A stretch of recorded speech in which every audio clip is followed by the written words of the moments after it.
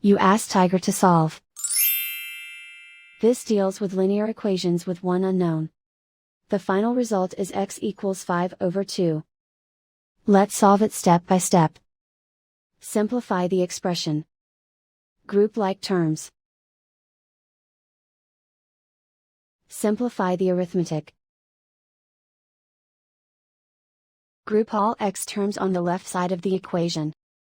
Subtract 8x from both sides. Group like terms.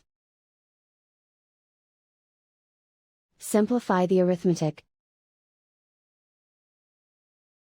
Group like terms.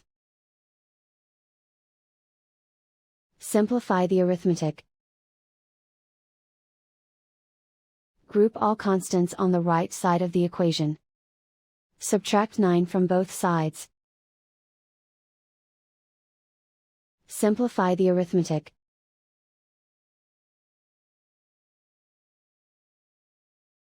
Isolate the x. Divide both sides by -2.